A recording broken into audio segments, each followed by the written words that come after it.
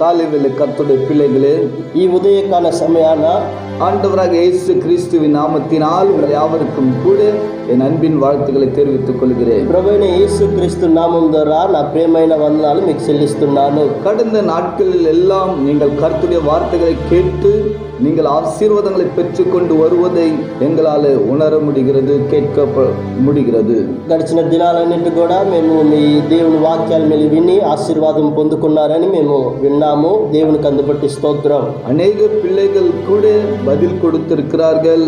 இந்த வார்த்தைகள் எங்களுக்கு ஆறுதலாய் இருக்கு என்று சொல்லி நிச்சயமாய் கர்த்தர் அந்த பிள்ளைகளையும் கூட ஆசீர்வதிப்பாராக. అనేకులు కూడా ఇలాగ మాకు ఉత్తరాలు పెట్టి ఉన్నారు. ఇది చాలా ఆశీర్వాదకరమైన వాక్యాలుగా ఉన్నాయని వాళ్ళు మాకు తెలియజేసి ఉన్నారు. இந்த வேளையிலும் கூட கர்த்தருடைய பிள்ளைகளே, ఈ సమయాన్ని కూడా దేవుని పిల్లలారా, நாம் கர்த்தருடைய வார்த்தைக்குள்ளாக நாம் சீக்கிரமாய் நாம் கடந்து செல்வோம். దేవుని వాక్యంలో మనం వెళ్ళిపోదాం. இந்த வேளையிலே கர்த்தருடைய பிள்ளைகளே, ఈ సమయాన దేవుని పిల్లలారా, சில நாட்களாக சில வாரங்களாக நாம் ஆண்டுடைய வார்த்தைகளை தியானித்துக் கொண்டு வருகிறோம். కొన్ని వారాలుగా దేవుని వాక్యాన్ని మనం ధ్యానిస్తూ వస్తూ ఉన్నాం. என்ன அந்த ஒரு வார்த்தை? ఆ మాట ఏంటి? ஓ நீரே என்னை காண்கின்ற தேவன் என்று சொல்லி அந்த வார்த்தையின் தலைப்பின் கீழாக நாம் பேசிக் கொண்டு வருகிறோம். నీవే నన్ను చూచుచున్న దేవుడు అని ఆ ఒక వాక్యాన్ని కిందగా మనం ఈ వాక్యాన్ని మనము పరిశీలిస్తూ వస్తూ ఉన్నాం. நிச்சயமாய் ஆண்டவர் நம்மை காண்கின்றவரா இருக்கிறார். నిజముగానే దేవుడు మనల్ని చూచుచున్న దేవుడే, அதிலே சந்தேகமே கிடையாது. అందులో ఏ ఒక ప్రశ్న లేదు. வானத்தையும் பூமியும் உண்டாக்கின தேவன் ఆకాశాన్ని భూమిని సృష్టించిన நம்மை దేవుడు பார்த்து கொண்டே இருக்கிறார். మనల్ని చూస్తూ ఉన్నాడు. இந்த வேளையிலே கர்த்தருடைய பிள்ளைகளே, ఈ సమయాన దేవుని పిల్లలారా, கடந்த வாரங்கள் எல்லாம் ஆண்டுடைய வார்த்தை ஆகாரை காண்கின்ற தேவன் என்று சொல்லி ஆண்டவர் ஆகாரை பார்த்தவராய் காணப்பட்டார். గడిచిన దినాలలో దేవుని వాక్యం మనం ధ్యానించాము. ఆగారుని దేవుడు చూసినట్లుగా మనం ధ్యానించాము. வனாந்திர ஒரு சூழ்நிலை இருக்கும் பொழுது ஆகாரை ஆண்டவர் கண்டார். అగాధ వనాంతరమైన స్థలములలో ఆగారుని దేవుడు చూచాడని మనము చదివినాము. இந்த வேளையிலே ஆண்டவர் வனாந்திரத்தில் மாத்திரம் கிடையாது, అరణ్యంలో మాత్రము కాదు, எதையெல்லாம் ஆண்டவர் காண்கின்றார். వేరే ఎక్కడంతా మనము దేవుడు చూస్తూ ఉన్నాడు. நம்மை காண்கின்ற தேவன் என்று சொல்லி ஆண்டுடைய வார்த்தைகளை நாம் தியானிக்கிறோம். ఆయన మనల్ని చూచుతూ ఉన్న దేవుడు అని మనం దేవుని వాక్యాల్లో మనం చూస్తూ ఉన్నాం. ஆண்டவர் எதை பார்த்து கொண்டிருக்கிறார்? ఆయన ఏది మనలో చూస్తూ ఉన్నాడు? தேவனுடைய பிள்ளைகளே, நாம் உலகத்திலே வாழ்ந்து கொண்டிருக்கிறோம். మనం లోకంలో బ్రతుకుతూ ఉన్నాము. நாம் ஒருவேளை நினைக்கலாம், என்னை யாருமே பார்க்கல என்று சொல்லி. ఒకవేళ మనం అనుకోవచ్చు, నన్ను ఎవరు కూడా కనిపెట్టలేరు, చూడలేదు అని. நான் செய்கிற ஒவ்வொரு காரியங்களையும் ஒருவரும் பார்க்கல என்று சொல்லி எண்ணலாம். నేను చూస్తున్న నేను చేస్తున్న ఒక్కొక్క కార్యం ఎవరు కూడా చూడలేదని మనం అనుకోవచ్చు. ஆனால் ஒரு காரியத்தை நன்றாக அறிந்து கொள்ள வேண்டும். అయితే ఒక కార్యాన్ని మనం గుర్తుపట్టాలా? மனுஷன் பார்க்கிறானோ இல்லையோ, మనుషుడు చూస్తున్నాడో లేదో, உன்னையும் என்னையும் உண்டாக்கின தேவன் வானத்திலிருந்து நம்மை கண்ணோக்கி பார்த்து கொண்டிருக்கிறார். నిన్ను నన్ను సృష్టించిన దేవుడు ఆకాశం నుంచి మనల్ని చూస్తూ ఉన్నాడు. ஆகவேதான் வேதம் சொல்லுகிறது, అందుకే గ్రంథం సెలవిస్తున్నది, பரலோகத்திலிருந்து கர்த்தர் மனுபுத்திரனை கண்ணோக்கி பார்க்கிறார் என்று சொல்லி. పరలోకం నుండి మనుషుణ్ణి దేవుడు చూస్తూ ఉన్నాడు. மனுபுத்திரனை ஆண்டவர் பார்த்து கொண்டிருக்கிறார். మనుషుణ్ణి దేవుడు చూస్తూ ఉన్నాడు. மனுஷன் செய்கிற ஒவ்வொரு காரியத்தையும் ஆண்டவர் கவனமாய் பார்த்து கொண்டிருக்கிறார். మనిషి చేసే ఒక్కొక్క కార్యక్రమాన్ని దేవుడు గమనంగా చూస్తూ ఉన్నాడు. இந்த காலவேளை எதை ஆண்டவர் பார்த்து கொண்டிருக்கிறார்? ఈ ఉదయకాల సమయాన దేవుడు ఏది చూస్తున్నాడు? நம்முடைய இருதயத்தை ஆண்டவர் பார்த்து கொண்டிருக்கிறார். మన హృదయాన్ని ఆయన గుర్తుపట్టే దేవుడుగా ఉన్నాడు. நாம் வேதத்திலே பார்க்கும் பொழுது, మనం పరిశుద్ధ గ్రంథంలో పరిశీలించినప్పుడు, 1 சாமுவேல் எழுதின நிருபத்தில் 1 సాముయేలు రాసిన గ్రంథంలో 16 அதிகாரம் 16 అధ్యాయము 7 వచనం என்ன சொல்லுகிறது? 7వ వచనం ఎలాగ సెలవిస్తున్నది? கர்த்தர் சாமுவேலை நோக்கி ஆண்டவர் பேசிக் கொண்டிருக்கிறார். దేవుడు సమూయేలును చూసి మాట్లాడుతూ ఉన్నాడు. என்ன ஆண்டவர் பேசிக் கொண்டிருக்கிறார்? ఏమి మాట్లాడుతున్నాడు? நீ இவனுடைய முகத்தையும் இவனுடைய சரீர வளர்ச்சியும் பார்க்க வேண்டாம், நான் இவனை புறக்கணித்தேன். மனுஷன் பார்க்கிறபடி நான் பாரேன். மனுஷன் முகத்தை பார்ப்பான், கர்த்தரோ இருதயத்தை பார்க்கிறார். பாருங்க கர்த்தருடைய பிள்ளைகளே, చూడండి దేవుడి పిల్లలారా, ஆண்டவர் தெளிவாய் பேசிக் கொண்டிருக்கிறார். దేవుడు తేటగా మాట్లాడుతున్నాడు. மனுஷன் முகத்தை பார்ப்பான், మనిషి ముఖ రూపాన్ని చూస్తున్నాడు. நானோ இருதயத்தை பார்க்கிற தேவன் என்று నేనైతే హృదయాన్ని పరిశీలించే దేవుడిని. வேதம் தெளிவாய் சொல்லுகிறது. గ్రంథం తేటగా చెప్తున్నది, மனுஷன் பார்க்கிறபடி நான் பார்க்க மாட்டேன், మనిషి చూసేటట్లు నేను చూడటం లేదు, மனிதன் பார்க்கிறபடி நான் பார்க்க மாட்டேன், మనిషి దృష్టి వలె నేను దృష్టి పెట్టేది లేదు. மனுஷன் முகத்தை மாத்திரமே பார்ப்பான், మనిషి ముఖాన్ని మాత్రమే చూస్తూ ఉన్నాడు. கர்த்தரோ இருதயத்தை பார்க்கிற தேவன். దేవుడైతే హృదయాన్ని పరిశీలించే దేవుడు, நம்முடைய இருதயத்தை பார்த்து கொண்டிருக்கிறார் அவர். మన హృదయాన్ని చూసే దేవుడు ఆయన. இந்த காலவேளை கர்த்தருடைய பிள்ளையே, ఈ ఉదయకాల సమయాన దేవుడు நன்றாக நீங்கள் அறிந்து கொள்ள வேண்டும். మీరు బాగా గుర్తుపట్టాలా, ஆண்டவர் முகத்தை, மேல் வேஷத்தை, அழகை பார்க்கிற தேவன் கிடையாது. ఓ దేవుడు ముఖాన్ని, అందాన్ని, పై రూపాన్ని చూసే దేవుడు కాదే కాదు. உன்னுடைய அழகை பார்க்கிற தேவன் கிடையாது. నీ అందాన్ని చూసే దేవుడు కాదు. உன்னுடைய பலத்தை பார்க்கிற தேவன் கிடையாது. నీ శక్తిని చూసే దేవుడు కాదు. உன் இருதயத்தையே பார்க்கிற தேவனாய் నీ இருக்கிறார். హృదయాన్ని చూసే దేవుడై ఉన్నాడు. உன் இருதயத்தை ஆண்டவர் பார்த்து నీ கொண்டிருக்கிறார். హృదయాన్ని దేవుడు చూస్తూ ఉన్నాడు. இங்கே கவனித்து பாருங்க கர்த்தருடைய பிள்ளைகளே, ఇక్కడ గమనించి చూసినట్లయితే எப்படி எந்த சூழ்நிலையில் ஆண்டவர் சாமுவேலோடு பேசிக் கொண்டிருக்கிறார். ఏ ఒక్క సమయాన దేవుడు ఆ సామువేలుతో మాట్లాడుతున్నాడు. இஸ்ரவேல் ஜனங்கள் மேலே ராஜாவாய் இருக்கும்படியாய் ஒரு மனுஷனை ஏற்படுத்த வேண்டும் என்று சொல்லி தீர்க்கதரிசி சாமுவேலோடு ஆண்டவர் பேசினார். ఇశ్రాయేలు జనాలకి రాజు నియమనం చేయుట కొరకు దేవుడు తీర్కదర్శి అయిన సామువేలును, ప్రవచకైన సామువేలుతో దేవుడు మాట్లాడుతూ ఉన్నాడు. ஈசாய் வம்சத்திலிருந்து தான் வர வேண்டும் என்று சொல்லி ஆண்டவர் தெளிவாய் சாமுவேலோடு பேசினார். ఈసా వంశంలో నుంచే రావాలని దేవుడు సామువేలుతో తేటగా మాట్లాడాడు. ஈசாய் வரவழைத்தான், ఓ తండ్రిని నంపించాడు, உன் குமாரர்கள் எல்லாரையும் வரவழி, నీ కుమారులందరినీ కూడా రంపి అయ్యా, கர்த்தர் உன் குடும்பத்திலே ராஜாவாக ஒரு மனுஷனை ஏற்படுத்த விரும்புகிறார் என்று ఓ சொன்னார். దేవుడు మీ కుటుంబంలోంచి ఒక రాజుని నియమం చేస్తున్నాడు అని చెప్పాడు. ஆனால் நல்ல கவனிக்க வேண்டும் கர்த்தருடைய பிள்ளைகளே, మీరు బాగా గమనించండి దేవుని పిల్లలారా, இங்கே பார்க்கும் பொழுது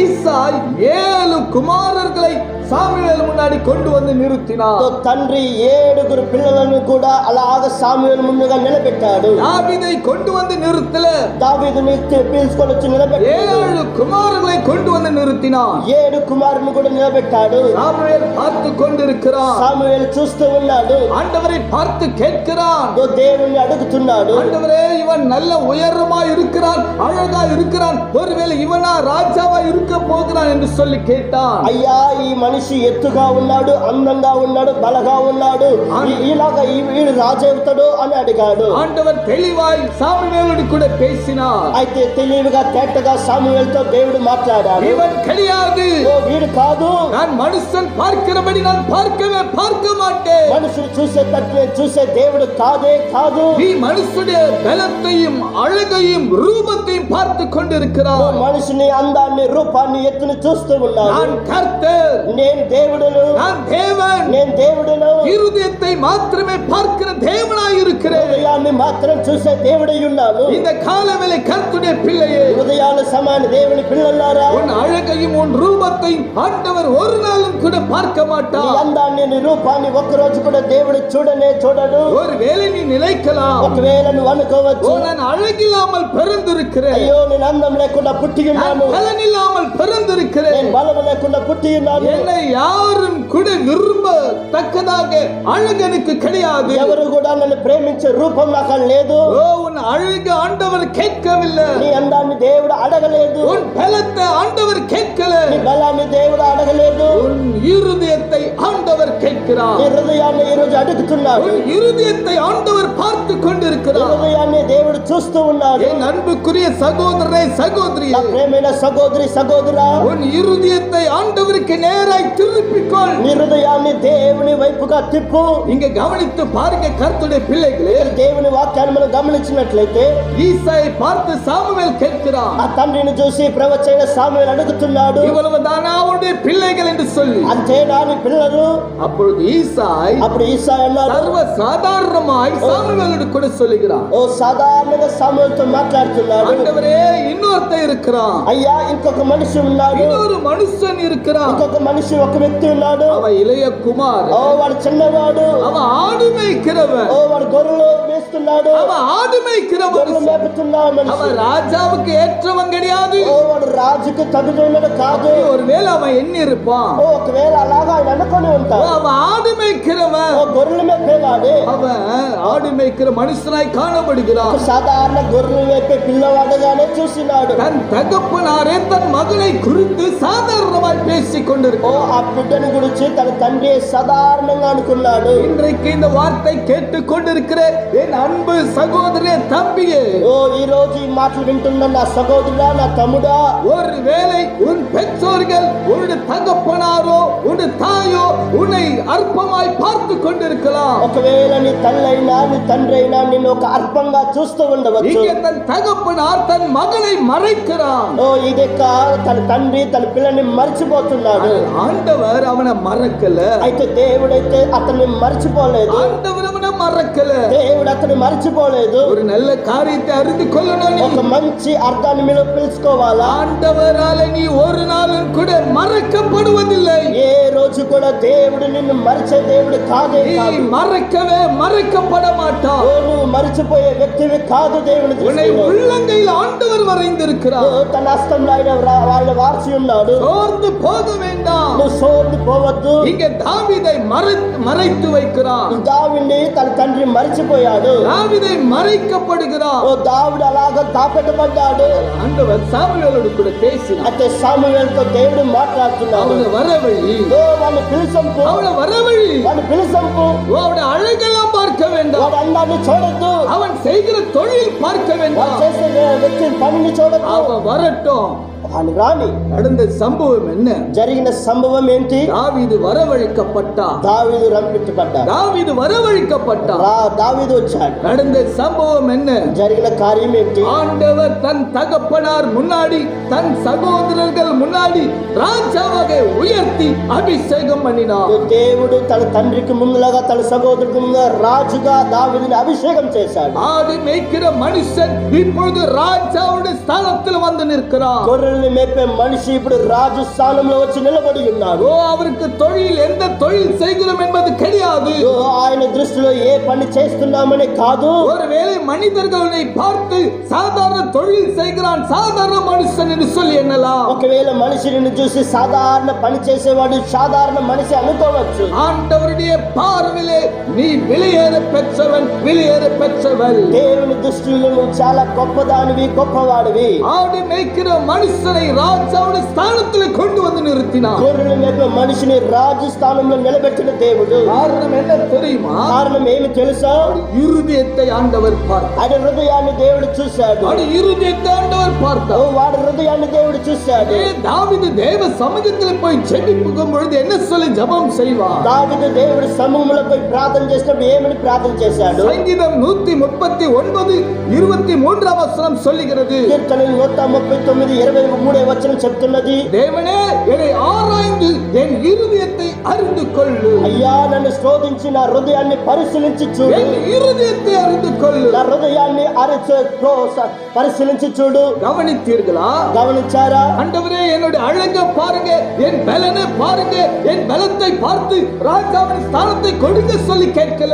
అయ్యా నా అందాన్ని చూడు, నా ఎత్తుని చూడు, నా బలము చూడండి, నాకు రాజు పదవి అని దావీదు ఎల్లప్పుడూ అడగలేదు. என்னை ஆராய்ந்து என் இருதயத்தை பாருங்க ஆண்டவரே. అయ్యా నా హృదయాన్ని చూసి పరిశీలించండి అయ్యా. என் இருதயத்தை பாரு. నా హృదయాన్ని చూడండి అయ్యా. ஒருவேளை உங்களை வேதனை உண்டாக்குகிற வழி என் இடத்துல உண்டோ என்று பார்த்து ఒకవేళ నీకు నొప్పి కలిగే దావులలో ఉండేయని చూసి நித்திய வழியிலே என்னை நடத்து. ఓ నిత్య దావులను నడిపించు. நித்திய வழியிலே என்னை நடத்து. ఓ పరిపూర్ణ దావులను என் నడిపించు. இருதயத்தை அறிந்து கொள்ளும் ஆண்டவரே. నా హృదయాన్ని నువ్వు పరిశీలించి చూడయ్యా. என்னைக்காவது நீ தேவனுடைய சமூகத்தில் இப்படி ஜெபித்திருக்கிறாய்? ఎప్పుడైనా దేవుడి సమూహంలాగా ప్రార్థన చేస్తున్నావా? என் இருதயத்தை பாரும் ஆண்டவரே. నా హృదయాన్ని చూడయ్యా. உங்களுக்கு வேதனை உண்டாக்குகிற வழி என் இடத்துல உண்டோ? నీకు బాధ పెట్టే త్రావల్ నా దగ్గర ఉండయేమో. வேதனை உண்டாக்குகிற வழி என் இடத்துல உண்டோ? అయ్యా నీకు దాచిపెట్టే త్రోవలు నా దగ్గర ఉండేమో. வேதம் தெளிவாய் சொல்லுகிறது, இருதயம் மகா கேடுள்ளது திருக்குள்ளது என்று சொல்லி. ఓ గ్రంథం తెలివిగా తేటగా చెప్తున్నది, హృదయం చాలా మోసకరమైందండి, மகா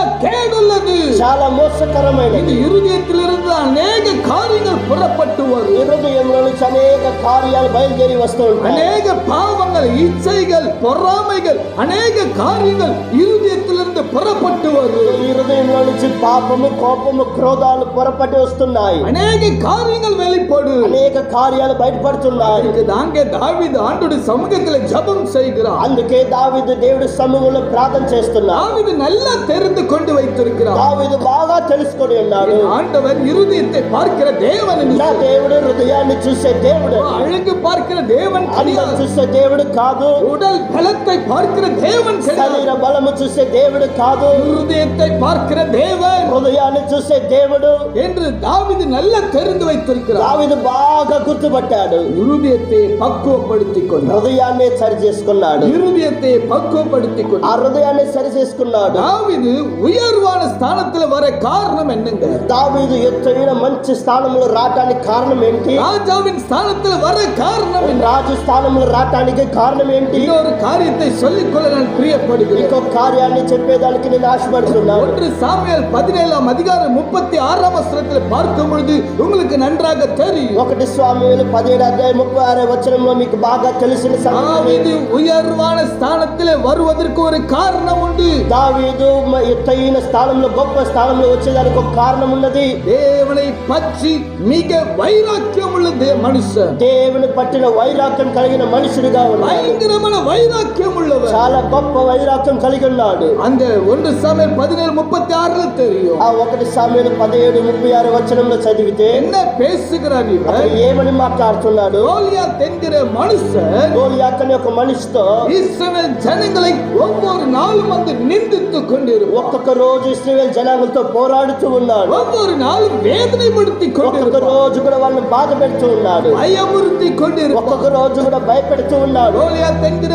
மனுஷன் இஸ்ரவேல் ஜனங்களிடத்தில் வந்து யார் உங்களை ரட்சிக்க முடியும் என்று ఆ சொல்லுவார். గోలియాతుని ఎత్తైన మనిషి ఆ వచ్చి దేవుడి ఇశ్రాయేలు జనాంగంలో మిమ్మల్ని ఎవరు విడిపిస్తారని అడుగుతున్నాడు. சேனைகளின் தேவனாகிய கர்த்தருடைய நாமத்தை தூசித்து பேசிக் கொண்டிருப்பார். సైన్యముకు అధిపైన దేవుడి నామాన్ని అలాగా దూషిస్తూ మాట్లాడుతున్నాడు. ஒரு நாள் தாவீது சாதாரணமாய் தன் சகோதரருக்கு ஆகாரம் கொடுக்கும்படியாய் வந்தான். ఒక రోజు సాధారణంగా తన సహోదరుడికి ఆహారం తెచ్చిచ్చడానికి దావీదు ఒక రోజు వచ్చాడు. இவன் தூசித்து கொண்டிருக்கிற காரியத்தை தாவீதின் காதிலே விழுந்தது. వీడిలాగా దూషించే కార్యము దావీదు చెవిలో పడినది. தன் சகோதரிடத்துல போய் கேட்டான். తన సహోదరుని దగ్గర పోయి అడిగాడు. அவங்க சொன்னாங்க, நீ கடந்து உன் வேலையை பாரு என்று சொன்னார். ఓ నువ్వు వెళ్ళిపోని పని చూసుకో అన్నాడు. தாவீது விட்டு விடல. దావీదు వదిలిపెట్టలేదు. தேவனை எப்படி தூசிப்பான் இவன்? నా దేవుని ఎలాగ వీడు దూషిస్తాడు? இருத்த சேதனம் இல்லாத மனுஷன் எப்படி என் தேவனை தூசிக்க முடியும்? సున్నతి లేని మనిషి ఎలాగ నా దేవుని దూషిస్తాడు? வைராக்கியம் அவருக்குள்ளே இருந்தது. వైరాగ్యం వాళ్ళలో కనబడినది. மறுபடியும் நேர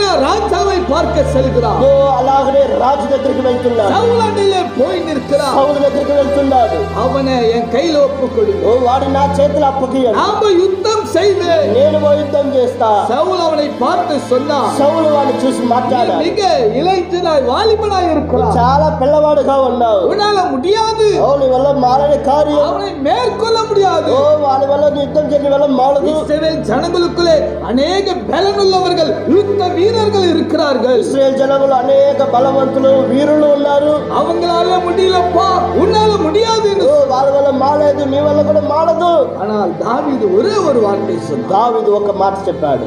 ஜீவனுள்ள தேவனுடைய நாமத்தை நிந்திக்கிறான் இவன். జీవము కలిగిన దేవుడి నామాన్ని నిందిస్తున్నాడు. ஜீவனுள்ள தேவனுடைய நாமத்தை தூசித்துக் கொண்டிருக்கிறான். జీవము కలిగిన దేవుడి నామాన్ని వీడు తిట్టుతూ ఉన్నాడు. நான் போய் யுத்தம் செய்வேன். నేను పోయి యుద్ధం చేస్తా. நான் போய் யுத்தம் செய்வேன். నేను పోయి యుద్ధం చేస్తా. இன்றைக்கு ஆண்டவருக்கு வைராக்கியமானவர்கள் வேண்டும். ఈ రోజు దేవునికి వైరాగ్యం కలిగిన వారు కావాలి. கர்த்தரை வெளிப்படுத்தக்கூடிய வைராக்கியம் உள்ள ஜனங்கள் வேண்டும். దేవుని దేవునిని బహిరంగంగా బహిరించే మనుషులు దేవుడికి కావాలి. தாவீது அவனுக்கு முன்னாடி போய் நிற்கிறான். దావీదు వారి ఎదుట పోయి నిలబడుతున్నాడు. கோலியாத்துக்கு முன்னாடி போய் நிற்கிறான். గోలియాతు ఎదురుగా పోయి నిలబడుతున్నాడు. அவனை அநேகர் கேவலமாய் பேசினார்கள். అనేకులు వాళ్ళు కేవలంగా మాట్లాడారు. ஆனால் ఆండவர் அவனை அவமானப்படுத்தல. అయితే దేవుడు వాళ్ళని అవమానపడతాడు. நடந்த சம்பவம் என்ன தெரியும்? జరిగిన సంఘటన ఏంటి? நடந்த காரியம் என்ன தெரியும்? జరిగిన కార్యం ఏంటి? ஆண்டவர் கோலியாத்தை தாவீதுக்கு முன்னால் விழ செய்தார்.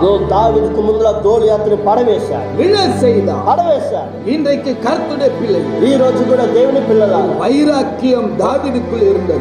ఆ వైరాగ్యం దావీదులో ఉన్నది. வைராக்கியம் தாவீதுக்குள் இருந்தபடினால వైరాగ్యం దావీదులో ఉన్నప్పుడు ஆண்டவர் அவனை உயர்த்தி வைத்தார். దేవుడు ఆయన ఎత్తైన స్థలంలో పెట్టాడు. இன்னொரு காரியத்தை கவனிங்க கர்த்தருடைய பிள்ளை. ఇంకొక కార్యాన్ని గమనించండి. தாவீது வாழ்க்கை கவனித்து பார்க்கும்போது దావీదు బ్రతుకును చూసినప్పుడు வைராக்கியம் மாத்திரம் கிடையாது. వైరాగ్యం మాత్రం కాదు. ஆடு மேய்க்கிற மனுஷன் தான். గొర్రెలు మేపే మనిషే. ஆனால் ஆண்டவரை துதிக்கிற மனுஷன், అయితే దేవుని ఆరాధించే మనిషి, ஆண்டவரை மகிமைப்படுத்துகிற மனுஷன், దేవుని మహిమపరిచే మనిషి எப்பொழுதும் ஆண்டவரை ஸ்தோத்திரித்துக் கொண்டு, ఎల్లప్పుడూ దేవుని స్తోత్రిస్తూ, எப்பொழுதும் ஆண்டவரை மகிமைப்படுத்திக் கொண்டு, ఎల్లప్పుడూ దేవుని మహిమపరుస్తూ, அவன் ஆடு மேய்க்கும் பொழுதெல்லாம் அவனுடைய பெயரே சங்கீதக்காரன் என்று சொல்லுவார். వాడిని కీర్తనకారుడు అంటారు. சங்கீதக்காரன், ఆయన పేరే కీర్తనకారుడు. ஆண்டவரை பாடிக்கொண்டே இருப்பான். దేవుని పాడుతూ ఉంటాడు. ஆண்டவரை வர்ணித்துக் கொண்டிருப்பான். ఆయనను వర్ణిస్తూ ఉంటాడు. ஆண்டவரை துதித்துக் கொண்டிருப்பான். దేవుని ఆరాధిస్తూ ఉంటాడు. அதுதான் அவனுடைய உயர்வான ஸ்தானம். అదే ఆయన ఎత్తైన స్థానం. ஆகவேதான் வேதம் சொல்லுகிறது, అందుకే గ్రంథం చెప్తున్నది, என்னை கனம் பண்ணுகிறவனை நான் கனம் பண்ணுவேன். నన్ను గణపరిచేవాడిని నేను గణపరుస్తాను. ஆடு மேய்க்கிற மனுஷன் தான். గొర్రెలు మేపే మనిషే. பெற்றோர்களால் கைவிடப்பட்ட மனுஷன் தான். తల్లిదండ్రుల వల్ల చేయబడిన మనిషే. ஆண்டவரை கனப்படுத்திக் கொண்டிருக்கிறார். అది దేవుణ్ణి వాడు గణపరుస్తూ ఉన్నాడు. ஆண்டவரை மகிமைப்படுத்திக் கொண்டிருக்கிறார். దేవుని మహిమపరుస్తూ ఉన్నాడు. அதற்கு தான் உயர்வான ஸ்தானம் வந்தது. అందుకే ఎత్తైన స్థానం, உயர்வான ஸ்தானம் வந்தது. గొప్ప స్థానం కలిగింది. எதிலிங்க நமக்கு வைராக்கியம் வேண்டும்? ఏ విషయంలో మనకు వైరాగ్యం కావాలా? எப்படி நமக்கு ஒரு உயர்வான ஸ்தானம் வரும்? ఎక్కడి నుంచి మనకు గొప్ప స్థానం వస్తుంది? எப்படி ஒரு மேன்மையான ஒரு ஸ்தானம் வரும்? ఎక్కడి నుంచి మనకు గొప్పైన స్థలం వస్తుంది? பரிசுத்தத்தில் வைராக்கியமாய் காணப்படுது. పరిశుద్ధంలో ఒక వైరాగ్యం కావాలి. பரிசுத்தத்தில் ஒரு வைராக்கியம் காணப்படும். పరిశుద్ధంలో ఒక వైరాగ్యం కావాలి. தாவீது போலவே யோசேப்பின் வாழ்க்கை கவனிக்க முடியும். దావీదు వలనే యోసేపు జీవితాన్ని చూసినాడు. கோலியாத்தை முறியடிக்க தாவீதுக்கு ஒரு வைராக்கியம் இருந்தது.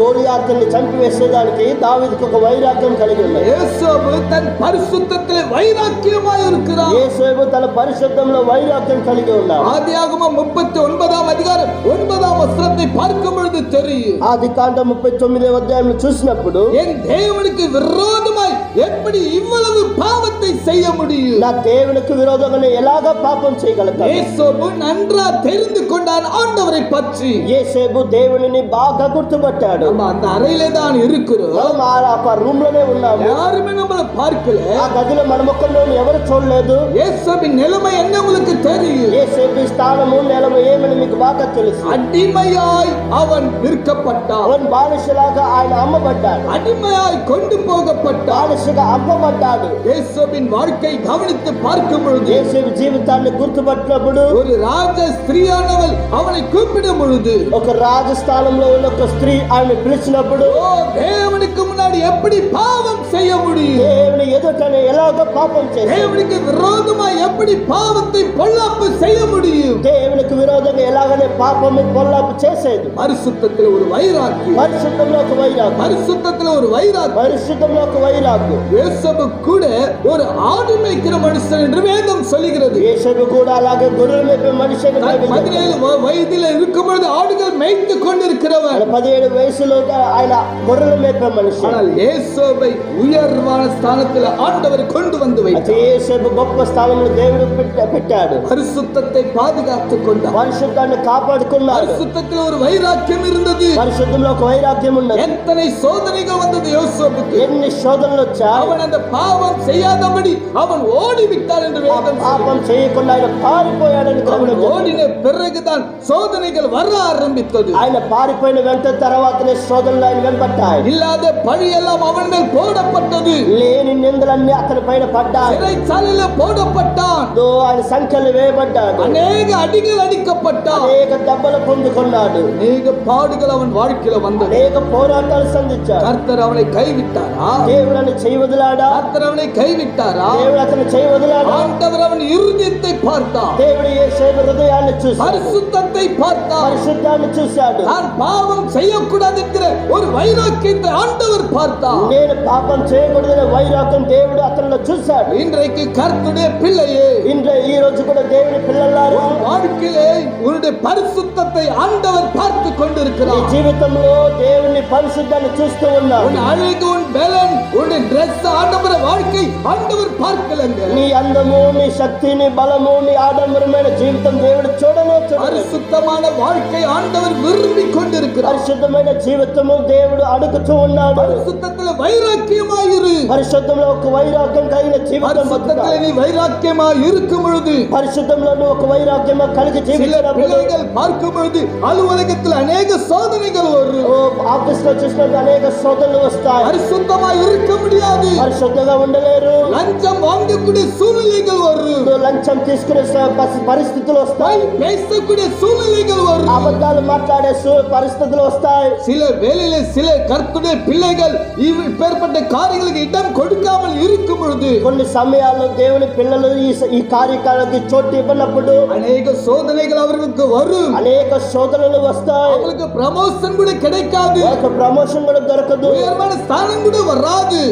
మంచి అందిస్తున్న స్థానము రాదు. அவன் தள்ளப்பட்டு கொண்டே இருப்பான். వాడు తొయ్యబడి ఉంటాడు. ஆனால் ஆண்டவருடைய பார்வை, అయితే దేవుని దృష్టిలో பரிசுத்தமான வாழ்க்கை நீ பாதுகாத்துக் கொள்ளும் பொழுது ఈ పరిశుద్ధమైన స్థానాన్ని చూసినప్పుడే உயர்வான ஸ்தானம் வரும். మంచి గొప్ప స్థానం వస్తుంది. இயேசுவை உயர்வான ஸ்தானத்துல கொண்டு போக, యేసుని మంచి గొప్ప స్థానంలో పెట్టబడ్డాడు. உயர்வான ஸ்தானத்துல ஆண்டவர் இயேசுவை கொண்டு போய் நிறுத்தினார். గొప్ప స్థానంలో దేవుడు యేసుని నిలబెట్టాడు. வேதம் சொல்லுகிறது, ஆதியாகமம் 41 அதிகாரம் 41 வசனம் சொல்லுகிறது, ఆదికాండం 41:41 చూసినట్లయితే எகிப்து தேசம் முழுமைக்கு ஆண்டவர் யோசேப்பை அதிகாரியாய் உயர்த்தி ఐగుప్తు దేశం అంతటి కూడా దేవుడు యేసుని అధికారిగా నియమించాడు. அதிகாரியாய் உயர்த்தினார். అధికారిగా నియమించబడ్డాడు. ஆடு மேய்க்கிற தாவீதை எப்படி இஸ்ரவேல் ஜனங்களுக்குள்ளே உயர்த்தி வைத்தாரோ, గొర్రెలు మేపేవాడైన దావీదుని ఎలాగ ఇశ్రాయేలు జనాంగంలో ఒక రాజుగా నియమించాడో, தன் பரிசுத்த வாழ்க்கையிலே யோசேப்பு இருந்த காரணத்தினாலே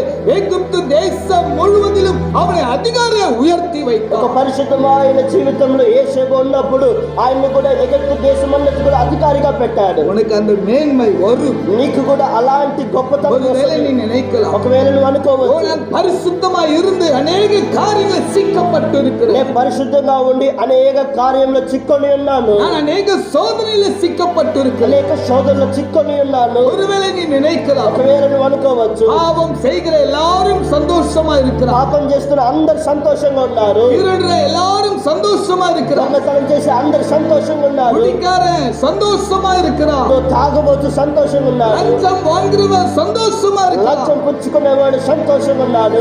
ஆனா கர்த்தருக்குள்ளே பரிசுத்தமாய் இருக்கிறேன். అయితే నేను దేవుల పరిశుద్ధంగా ఉన్నాను. ஓ, எனக்கு இந்த சோதனை, నాకెందుకు ఈ శోధన, எனக்கு இந்த பலவீனம். నాకెందుకు ఈ బలవీనములు? ஒரு காரியத்தை நன்றாக அறிந்து கொள். ఒక కార్యాన్ని బాగా గుర్తుపట్టాను. யோபு சொல்லுகிறான், ఏ విలాగ நான் சோதிக்கப்பட்ட பின்பு சுத்த பொன்னாக விளம்புவேன். నా శోధనకు తర్వాత నేను బంగారు వలె అవుతాను. இன்றைக்கு கர்த்தருடைய பிள்ளைகள் ఈ రోజు కూడా దేవుని పిల్లల அநேக சோதனையில் சிக்கப்பட்டு கொண்டிருக்கிறாயா? అనేక శోధనలు చిక్కుకొని ஒரு ఉండవచ్చు. நல்ல காரியத்தை அறிந்து கொள்ள வேண்டும். ఒక మంచి కార్యాన్ని గుర్తుపట్టాలి. சோதிக்கப்பட்ட பின்புதான் நீ சுத்த பொன்னாக விளங்குவாய். ఈ శోధనకు తర్వాతనే మంచి బంగారుగా మారు, உயர்வான ஸ்தானத்துல வருவாய். గొప్ప స్థానంలో వస్తావు. சாதாரண குப்பையில இருந்த ஆடுகளை மேய்த்து கொண்டிருக்கிற மனிதனை அதிகாரியை உயர்த்தி வைத்தார் ஆண்டவர். సాధారణమైన పెంట కుప్పలో ఉన్న మనిషిని దేవుడు అధికారిగా మార్చి ఉన్నాడు. அது மாத்திரம் கிடையாது, இன்னொரு வார்த்தை சொல்லி நான் முடிக்க ఒక விரும்புகிறேன். మాట చెప్పి నేను అర్పిస్తున్నాను. பரிசுத்தத்தில மாத்திரம் கிடையாது, పరిశుద్ధుల మాత్రం కాదు, ஜெப வாழ்க்கையிலே வைராக்கியம் வேண்டும். ప్రార్థన జీవితంలో ఒక వైరాగ్యం కావాలి. ஜெப வாழ்க்கையில ஒரு வைராக்கியம் வேண்டும். ప్రార్థన జీవితంలో వైరాగ్యం కావాలి. தானியேலை கவனித்து பாருங்க கர்த்தருடைய பிள்ளைகள். దానియేలుని మీరు గమనించి చూడండి. ஒரு நாளைக்கு 3 வேளை ஜெபம் ఒక செய்வார். రోజుకి 3 మార్లు ఆయన ప్రార్థన చేస్తారు. அவருக்குள்ள ஒரு வைராக்கியம், వారిలో ఒక వైరాగ్యం, தன் ஜெப வாழ்க்கை விட்டு விலகி போக கூடாது. తన ప్రార్థన జీవితంలోంచి తొలగిపోకూడదు. ஜெப வாழ்க்கை விட்டு விலகி போக கூடாது. ప్రార్థన జీవితం నుంచి తొలగిపోకూడదు. ஒரு நாளைக்கு 3 வேளை ஜெபம் செய்வார். ఒక రోజుకి 3 మార్లు ప్రార్థన చేస్తారు. நடந்த சம்பவம் என்னங்க? జరిగిన కార్యం ఏంటి? ஒரு நாள் அவனுடைய ஜெபத்திற்கு பெரிய சோதனை வந்தது. ఒక రోజు తన ప్రార్థనకి మంచి శోధన వచ్చింది. ஜெபிக்க கூடாதபடி பெரிய சோதனை வந்தது. ప్రార్థన చేయకూడదని గొప్ప శోధన వచ్చింది. பெரிய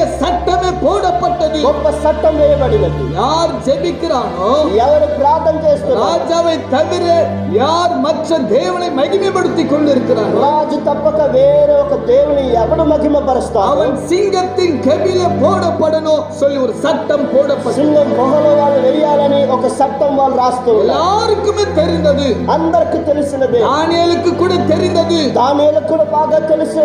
நாம ஜெபத்தை நிறுத்திருப்போம். అది మనమైతే ప్రార్థన నిలబెట్టి ఉంటాం. அடுத்த நாள் நாம் ஜெபிக்கலாம் என்று சொல்லி అసలు రోజు ప్రార్థన చేసుకోవచ్చు.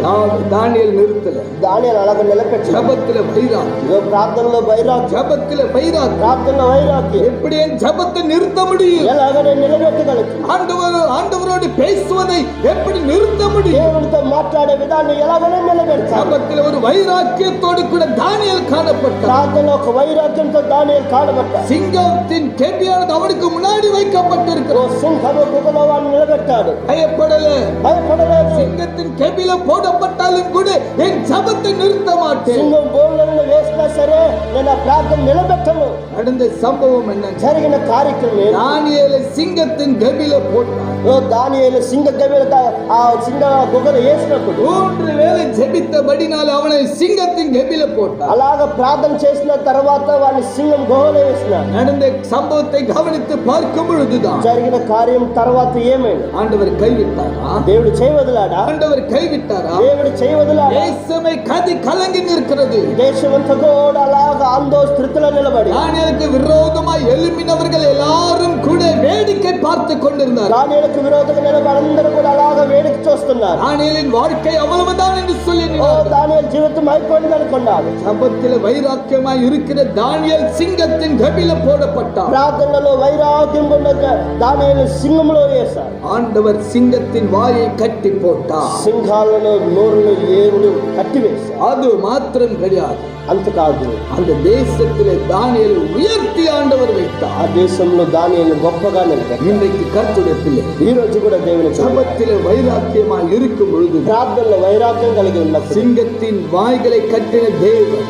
సింగాల నోరును కట్టిన దేవుడు, உனக்கு விரோதமாய் பேசுகிறதான ஒவ்வொரு வாய்களை ஆண்டவர் மாத்திரமே கட்டி வைப்பார். నీకు విరోధంగా మాట్లాడే ఒక్కొక్క నోరును కూడా దేవుడే కట్టివేస్తాడు. உன் ஜெப வாழ்க்கை விட்டு விட்டாயா? నీ ప్రార్థన జీవితం వదిలేశావు. ஆண்டவரோடு பேசி எத்தனை நாட்கள் ஆனது? దేవునితో మాట్లాడి ఎన్ని దినాలైంది? அவருடைய சமூகத்திலே போய் ஜெபித்து எத்தனை நாட்கள் ஆனது? దేవుని సమూహంలో ప్రార్థన చేసి ఎన్ని దినాలైంది? எவ்வளவு சோதனைகள் வந்தாலும், எத்தனை பிரச்சனைகள் வந்தாலும் என் ஜெப வாழ்க்கை விட்டு விலக மாட்டேன் என்கிற ஒரு காரியம் உனக்குள்ள வைத்துக்கொள்.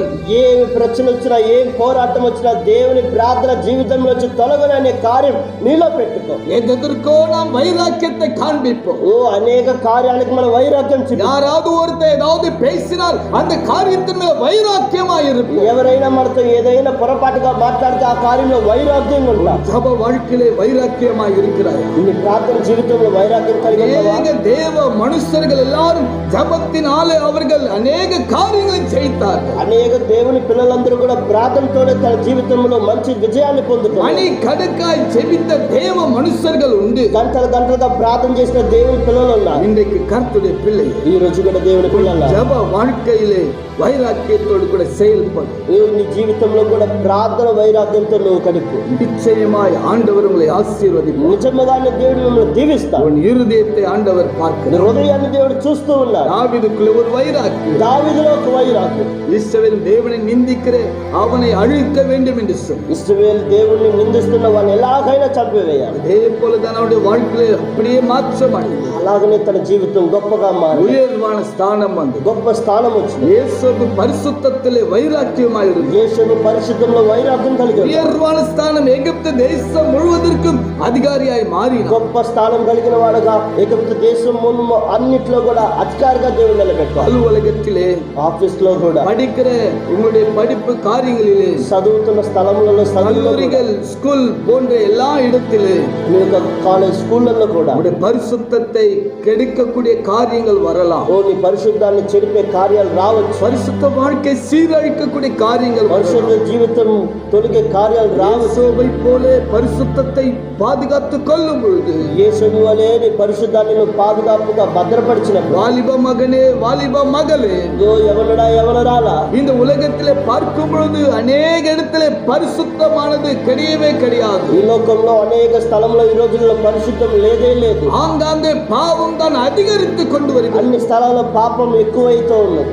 దేవుడి సముఖத்தினுடைய பரிசுத்த வாழ்க்கை பாதுகாத்துக் கொள். దేవుడి సముఖంలో నీ పరిశుద్ధ జీవితాన్ని కాపాడు. ஜப வாழ்க்கையை விட்டுவிடாது. నీ ప్రార్థన జీవితాన్ని వదలొద్దు. விரோதமாய் அநேகர் பேசலாம். నీకు విరోధంగా అనేకం మాట్లాడదు. அநேக காரியங்கள் செயல்படலாம். అనేకులు నీకు విరోధంగా చాలా కార్యాలు చేయొచ్చు. ஜப வாழ்க்கை ஒரு நாளும் கூட விட்டுவிடாமல் అయితే నీ ప్రార్థన జీవితం ఒక్క రోజు కూడా నిలబెట్టు. தானிయేலை போல வைராக்கியமாய் இருக்கும் பொழுது దానియేలు వలె ప్రార్థనలో వైరాగ్యం ఉన్నప్పుడు நிச்சயமாய் ஆண்டவர் உயர்வான ஸ்தானத்தை கொண்டு வரும். నిజముగానే దేవుడు గొప్ప స్థానంలో నిలబెడతాడు. சோர்ந்து போக வேண்டாம்.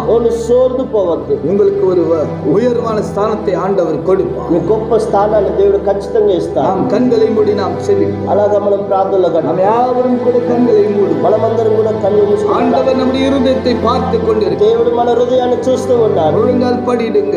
మోకాళ్ళు వేయండి. தேவனுடைய சமூகத்தில் முழங்கால் படிடுங்க. దేవుడి సముఖంలో మోకాళ్ళు వేయండి. இன்றைக்கு சகோதரர்கள் மத்தியிலே பெற்றோர்கள் மத்தியிலே நீ கைவிடப்பட்டவளாய் காணப்படலாம். ఒకవేళ ఈ రోజు సహోదరుల మధ్యలో తల్లిదండ్రుల మధ్యలో నువ్వు చేయబడిన ఒక పిల్లగా ఒక బిడ్డగా ఉండవచ్చు. சமுதாயத்தில் ஒதுக்கப்பட்டவர்களாய் இருக்கலாம். సమూహంలో నువ్వు ఒక వదిలిపోయిన బిడ్డగా ఉండవచ్చు. மனுஷன் பார்க்கிற மாதிரி ஆண்டவர் பார்ப்பதில்லை. మనుషులు చూసే దేవుడు చూసే దేవుడు కాదు. இன்றைக்கு இந்த நாளிலே நீ கலங்கி போய் நிற்கிறாய். ఈ రోజు నువ్వు అలాగే ఏడుస్తూ నిలబడవచ్చు. ஐயோ, ஒரு காலத்திலே பணம் என் கையிலே இருக்கும் பொழுது அநேக ஜனங்கள் என் இடத்துல வந்தார்கள். ఒకప్పుడు నా చేతి నిండుగా డబ్బు ఉన్నప్పుడు అనేకులు నా దగ్గరికి వచ్చారు. இன்றைக்கு யாரும் என்கிட்ட கிடையாதபடி என்னை கைவிட்டார்கள். ఈ రోజు ఒకరు కూడా నా చేతిలో లేరు, నన్ను చేయమని రాదు. இருதயத்தில் அழுது கொண்டிருக்கிறாய். ఏడుస్తూ ఉండవచ్చు. ஒருவேளை எனக்கு பலன் இருக்கும் பொழுது அநேக உறவினர்கள் சொந்தங்கள் என் கிட்ட வந்தார்கள். అయ్యో, నాకు బలం ఉన్నప్పుడు నా సొంతము నా బంధువులు అందరూ కూడా నా దగ్గరికి వచ్చారు. என் பிள்ளைகள் என்னை தேற்றினார்கள், பலப்படுத்தினார்கள். నా పిల్లలందరూ కూడా నా దగ్గరనే ఉన్నారు. பலன் இழந்து போய் நிற்கிறேன் நான். బలం లేనప్పుడు స్థానంలో నిలబడి என்னை ஒதுக்கி வைத்திருக்கிறார்கள். అయ్యో, నన్ను తోసివేసి ఉన్నారు. ஒருவரும் கூட என்னை பார்க்கவில்லை. ఒకరు కూడా నన్ను చూడలేదు. ஐயோ, நான் கடன் பிரச்சனையில் இருக்கிறேன். ஐயோ. ஒருவனும் கூட என்னை பார்க்கவில்லை. అయ్యో, నేను అప్పుల బాధలో ఉన్నాను, ఒకరు కూడా నన్ను చూడలేదు. இன்றைக்கு ஆண்டவருடைய வார்த்தை உங்களை நோக்கி வருகிறது. ఈ రోజు దేవుని మాట మిమ్మల్ని వెతికి వస్తుంది. என் அன்பு மகனே, என் அன்பு மகளே, నా ప్రేరణ மனுஷன் பார்க்கிறபடி நான் பார்க்க மாட்டேன். మనుషులు చూసేవారు నేను చూసే దేవుడు உன் இருதயத்தை பார்த்து கொண்டிருக்கிறேன். హృదయాన్ని చూస్తూ ఉన్నాను. உன் இருதயத்தை பார்க்கிறேன். హృదయాన్ని చూస్తూ ఉన్నాను. கேவலமாய் காணப்படுகிறாயா? అర్థంగా చూస్తూ ஒதுக்கப்பட்டிருக்கிறாயா? చేయబడి ఉన్నావా? உயர்வான ஸ்தானம் உனக்கு உண்டு. గొప్ప స్థానం నీకు ఉన్నది. ஓ, வேதம் சொல்லுகிறது, గ్రంథం ఇలాగ చెప్తున్నది, என்மேல் வாஞ்சை இருக்கிறபடினாலே నా పైన నువ్వు వాంఛగా ఉన్నావు. உயர்ந்த ஸ்தானத்துல வைப்பேன். గొప్ప స్థానంలో పెడతాను. உயர்ந்த ஸ்தானம் உனக்கு உண்டு. గొప్ప స్థానం నీకు ఉన్నది. உயர்வான ஸ்தானம் உனக்கு உண்டு. గొప్ప స్థానం నీకు ఉన్నది. ஜெப வாழ்க்கையில வைராக்கியமாயிரு. ప్రార్థన జీవితంలో వైరాగ్యం కలిగి சோதனைகளை பார்த்து ஜெபிப்பதை நிறுத்தி விடாது. సోదరులను చూస్తే ప్రార్థనను వదిలివేయొద్దు. பிரச்சனைகளை பார்த்து ஜெபத்தை நிறுத்தி விடாது. పోరాటాలను చూస్తే ప్రార్థనను నిలబెట్టద్దు. கடனை பார்த்து ஜெபத்தை நிறுத்தி விடாது. అప్పులను చూసి ప్రార్థన నిలబెట్టద్దు. ஒருவேளை இன்றைக்கு 1 மணி நேரம் என்று சொன்னால், ஒரு வேளை என்று சொன்னால், நாளைக்கு 3 வேளை என்று சொல்லி ஜெபத்தை அதிகரித்துக் கொள். ఈ రోజు ఒక పూట అయితే రేపు 3 పూటలని ప్రార్థనను పెంచుకొని పో. அநேகர் வைராக்கியமா, அநேகர் உங்களை கேவலமாய் பேசிக் கொண்டிருக்கிறார்கள். అనేకులు నిన్ను కేవలమే మాట్లాడుతూ ఉన్నారు. அவதூறாய் பேசிக் கொண்டிருக்கிறார்களா? చాలా చెడ్డ మాటలు మాట్లాడుతున్నారు. சிங்கத்தின் வாய்களை கட்டி வைத்த தேவன், அடைத்த தேவன் உங்களுக்கு விரோதமாய் பேசின வாய்களை ஆண்டவர் கட்டி வைப்பார். సింగాలు నోరును కట్టిన దేవుడు నీకు విరోధంగా మాట్లాడే మనుషుల నోరును కూడా అలాగే ఆయన బంధిస్తూ వేస్తాడు. மூளை சாதிக்காதது நிச்சயமாய் முழங்கால்கள் சாதிக்கும். మన మెదడు సాధిలేని కార్యాలు కూడా మన మోకాలు సాధిస్తాయి. ஜெபம் உன்னை சாதனையாளராய் மாற்றும். ప్రార్థన నిన్ను ఒక సాధనా పరుడుగా మారుస్తున్నది. தானியேல் ஜெப வைராக்கியத்திலே இருந்தான். ఓ దానియేలు ఒక ప్రార్థనా పరుడుగా ఉన్నాడు. యేసேப்பு வாலிப காலம் தன் பரிசுத்த வாழ்க்கையில் சோதனை வந்தது. యేసేపు యవన కాలంలో ఒక శోధన వచ్చినది. வாலிப மகனே, வாலிப மகளே, ఓ యవనుడా యవనురాలో, வாழ்க்கையிலே சோதனை காலத்தில் இருக்கிறாயா? నీ జీవితంలో శోధన కాలంలో ఉన్నావా? ஆண்டவரை விட்டு நீ தூரமாய் போயிருக்கிறாய். నువ్వు దేవుని నుండి దూరంగా నిలబడి ஆண்டவரை ఉన్నావు. விட்டு தூரமாய் சென்றிருக்கிறாய். నువ్వు దూరంగా నిలబడి ఉన్నావు. ஆண்டவர் இன்றைக்கு உன்னோடு பேசிக் கொண்டிருக்கிறார். దేవుడు నీతో మాట్లాడుతున్నాడు. மகனே திரும்பி வந்துவிடு. ఓ నా బిడ్డ మరలా రా. மகளே திரும்பி வா. ఓ నా బిడ్డ నా దగ్గరకు వచ్చు. நான் உன்னை பார்த்து கொண்டிருக்கிறேன். నేను నిన్ను చూస్తూ ఉన్నాను. உன்னை நான் எப்படி கைவிடுவேன்? ఎలాగ నిన్ను చేయవదలుతాను? எப்படி நான் உன்னை மறப்பேன்? ఎలాగ నిన్ను நீ మరచిపోతాను? ஆண்டவரை விட்டு வெகு தூரமாய் போயிருக்கிறாய். నువ్వు దేవుని వదిలి చాలా దూరంగా వెళ్ళిపోయావు. பாவத்தில் விழுந்து கிடக்கிறாய். పాపంలో పడిపోయి ఉన్నావు. ஆண்டவர் மறுபடியும் உன்னை வர சொல்லுகிறார். దేవుడు నిన్ను మరలా పిలుస్తూ ఉన్నాడు. மறுபடியும் உன்னை அழைத்துக் கொண்டிருக்கிறார். మరలా నిన్ను పిలుస్తూ ఉన్నాడు. பரிசுத்த வாழ்க்கை இழந்து போயிருக்கிறாய். పరిశుద్ధ జీవితాన్ని పోగొట్టుకున్నావు. యేసయ్య பாதுகாத்துக் கொண்டார். యేసు అలాగ భద్రపరిచాడు. உயர்வான ஸ்தானம் வந்தது. గొప్ప స్థానం நீ వచ్చింది. செய்கிற வேலை ஸ்தலத்திலே பரிசுத்த கொலைச்சல் உண்டாகலாம். నువ్వు పని చేస్తున్న స్థలంలో నీకు పరిశుద్ధం పోగొట్టుకోవచ్చు. கல்லூரியிலே பரிசுத்த கொலைச்சல் வந்து உண்டாகலாம். కాలేజీలో పరిశుద్ధాన్ని పోగొట్టుకొని ఉన్నావు. நாம் வசிக்கிற இடங்களிலே பரிசுத்த கொலைச்சல் உண்டாகலாம். అంటే బతుకుతున్న స్థలాలలో పరిశుద్ధాన్ని పోగొట్టుకొని యేసయ్య ஓடினார். యేసు పారిపోయాడు. பரிசுத்த கொலைச்சல் ஆகிற காரியம் நினைத்த பொழுது அந்த இடத்துல அவன் நிற்கல, ஓடினான். పరిశుద్ధం తాను కోల్పోయే స్థానం వచ్చినప్పుడు ఆ స్థలం నుంచి వాడు పారిపోయాడు. இன்றைக்கு ஓடு. ఈ రోజు కూడా నువ్వు పరిగెత్తు, பாவத்தை பார்த்து ஓடு. పరిగెత్తు, పాపం విడిచి పరిగెత్తు. இதில் வைராக்கியமாயிரு. పరిశుద్ధంలో ఒక వైరాగ్యం. தேவனை பார்க்கிறார், எப்படி இந்த பாவத்திற்கு இடம் கொடுப்பது. దేవుడు నిన్ను చూస్తున్నాడు, ఎలాగనే పాపం చేస్తాడు. பரிசுத்தத்துக்கு இடம் கொடு. పరిశుద్ధానికి స్థానం. ஆண்டவர் இன்றைக்கு உன்னோடு பேசு. దేవునితో మాట్లాడుతున్నాడు. உயர்வான ஸ்தானத்தை கொடுக்க ఒక గొప్ప స్థానాన్ని ఇస్తున్నాడు. கண்களை மூடி நாம் ஜெபிப்போம். మనం ప్రార్థన చేసుకోవాలి. தகப்பனே, உம்மை துதிக்கிறோம். అయ్యా మీకు స్తోత్రాలు, వందనాలు యేసయ్యా. இந்த காலத்தில் உடைய சமூகத்தில் ఈ வருகிறோம். ఉదయకాల సమయంలో మీ దగ్గరికి మేము వస్తూ ఉన్నాం. இன்றைக்கு எங்களோடு கூட நீர் பேசி ఈ రోజు మీరు మాతో మాట్లాడి ఉన్నారు. மனுஷன் பார்க்கிறபடி பார்க்கிற தேவன் మనుషులు கிடையாது. చూసే వాళ్ళని చూసే దేవుడు కాదు. மனுஷன் சாதாரணமா எங்களை பார்ப்பான், మనుషులు మమ్మల్ని సాధారణంగా చూస్తున్నారు, கேவலமாய் பார்ப்பான். అర్పంగా చూస్తున్నాడు. ஓ, நீங்க எங்கள் இருதயத்தை பார்க்கிற అయితే தேவன், నువ్వు మా హృదయాన్ని పరిశీలించే దేవుడు, எங்கள் உள்ளத்தை பார்க்கிற మన தேவன். హృదయ అంధకారాన్ని చూసే దేవుడు. எங்களை உயர்த்தி வைக்க போகிறதற்காக உமக்கு நன்றி செலுத்துகிறோம். అయ్యా మమ్మల్ని గొప్ప స్థానంలో పెట్టుకున్నావు, అందుకు మీకు వందనాలు. எங்கள் வாழ்க்கையில் ஒரு பரிசுத்த வைராக்கியத்தோடு கூட, మా జీవితంలో ఒక పరిశుద్ధమైన వైరాగ్యం, ஜெப வாழ்க்கையில் ஒரு வைராக்கியத்தோடு கூட ప్రార్థన జీవితంలో ఒక వైరాగ్యం చూడగా இருக்கத்தக்கதாய் உதவி செய். இன்றைக்கு இந்த வார்த்தை கேட்கிற ஒவ்வொரு பிள்ளைகளுக்காய் சொல்லிக்கிறேன். ఈ రోజు కూడా ప్రార్థన చేస్తున్న ఒక్కొక్క బిడ్డ కొరకు ஒவ்வொரு பிள்ளைகளையும் ஆசீர்வதியும். ఒక్కొక్క బిడ్డను ఆశీర్వదించండి. யாரெல்லாம் பலவீனத்தோடு வியாதியோடு கூட பார்த்து கொண்டு இருக்கிறார்கள், ఎవరంతా బలహీనతో వ్యాధులతో చూస్తూ ఉన్నారు, யாரெல்லாம் கடன் பிரச்சனைகளோடு கூட அநேக பாடுகளோடு கூட காணப்படுகிறார், ఎవరంతా అప్పుల బాధలతో చూస్తూ ఉన్నారు, இன்றைக்கு இயேசு கிறிஸ்துவின் நாமத்தினாலே ఈ రోజు యేసు క్రీస్తు నామములో வியாதியோடு கூட இருக்கிற ஒவ்வொரு பிள்ளைகளின் மீது சுகத்தின் வல்லமை இறங்கி வரும்படியா நாங்கள் ஜெபிக்கிறோம். వ్యాధితో ఉన్న ఒక్కొక్కరి పైన స్వస్థత అభిషేకం దిగినట్లు ప్రార్థన చేస్తున్నాం. இயேசுவின் நாமத்தினாலே இவர்கள் சுகம் அடைவார்களாக. యేసు క్రీస్తు నామములో వీళ్ళు స్వస్థత పొందునుగా. இயேசுவின் நாமத்திலே எழுந்து நடப்பார்களாக. యేసు క్రీస్తు నామములో లెగిచి నడుచునుగాక. பிள்ளைகளுக்குள்ள ஒரு விடுதலை உண்டாகும். పిల్లలలో ఒక విడుదల దయచేయండి. நாமத்தை மகிமைப்படுத்திக் ఈ கொள்ளும். నామాన్ని మహిమగా மீட்பர் இயேசுவின் நாமத்தினால் ஜெபிக்கிறோம் நல்ல தகப்பனே. రక్షకుడైన యేసు నామములో ప్రార్థన చేస్తున్నాం తండ్రి. ఆమేన్. ఆమేన్. இந்த தாமே உங்களை யாவரையும் ஆசீர்வதிப்பாராக. దేవుడు మిమ్మల్ని దీవించునుగాక. நிச்சயமாய் தேவன் உங்களுக்கு உயர்வான ஸ்தானத்தை வைத்திருக்கிறார். నిజముగానే దేవుడు గొప్ప స్థానాన్ని మీకు పెట్టి ఉన్నారు. சோர்ந்து போக வேண்டாம். మీ శోధనలు పడకండి. God bless you. God bless you.